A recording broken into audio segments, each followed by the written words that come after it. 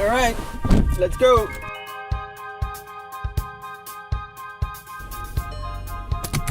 Welcome. This is the first episode of I95 South, where we complain about the traffic and talk about photography. You like photography, and you also complain about the traffic. The traffic is always bad in South Florida, and we have news today in the photography world. Yeah, we do. Why? Because Sony released the new RX100 VI. Can you believe it? The 6th iteration of this CyberShot. I really still remember the CyberShot division of Sony. CyberShot camera. And what's new on this camera? Well, to start off, the first new improvement is the lens. They changed the zoom. Sony has managed to include 24-200 millimeter lens, which is like crazy. You have optical reach there with some magnification. It's a Zeiss lens. Of course, it's built in. It's a very tiny little camera. It's not interchangeable. And the lens is 2.4, 4.5, meaning at the 24 millimeters you get 2.8, and at 200 you get 4.5. If you ask me, I'm not very excited about the 4.5, but I understand the incredible capability of a lens with that reach.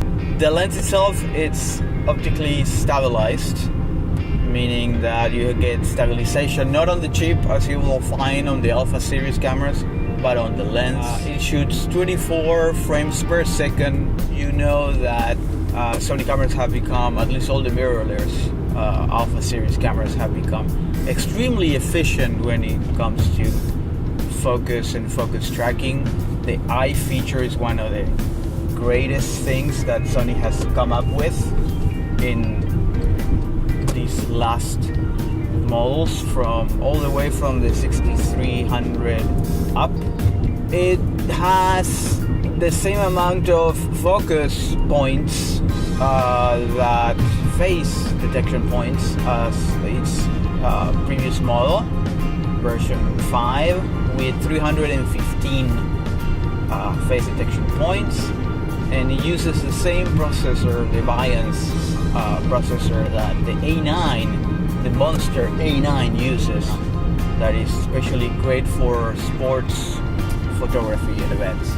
The other thing that is interesting about this camera is the screen.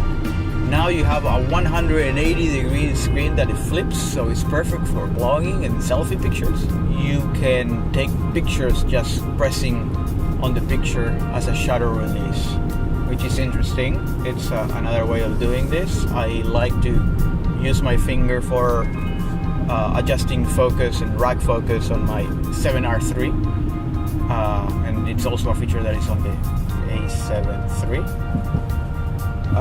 But if you think about that, it's great to use this camera for vlogging, because you are now going to be able to see yourself, unlike every other mirrorless camera in the Alpha series. But then you have the complication that this model, as its predecessors, do not have a microphone jack, so you cannot record audio externally, which is a huge downside for anybody who's thinking about using this camera as a vlogging camera.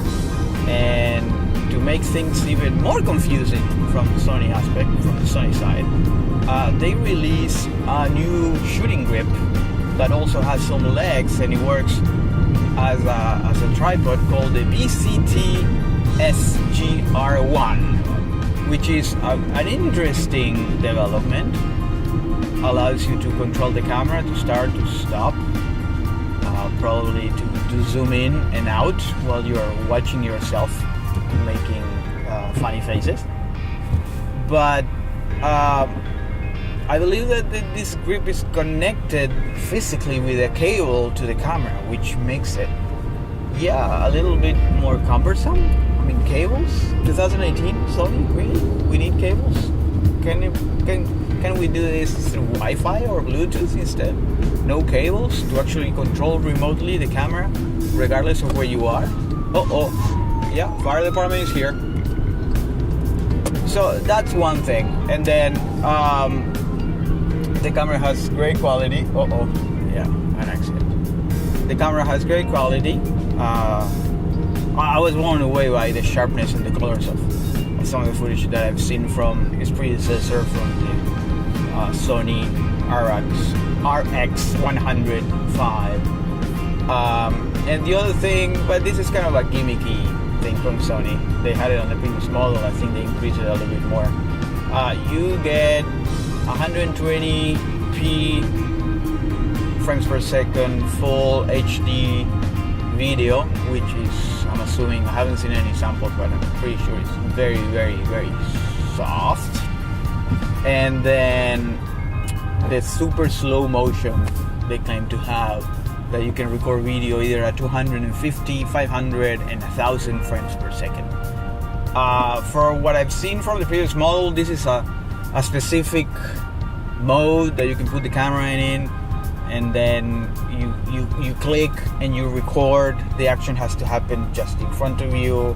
You cannot control the focus when this happens. It's like for a very short span. It's like a burst mode of ultra slow motion, which is, I mean, it's useful. I'm not saying it's not, but the applications might be very limited. So, oh boy, there are accidents all over the place today. So we're gonna turn here if you guys don't mind. So yeah, I think that's a wrap for this camera and for this first episode. I hope you guys like it. If you have any questions about anything actually, and you wanna join me on my next ride, please do so. Leave it in the comment section, and I'll see you guys on the next one. All right, take care, drive safely.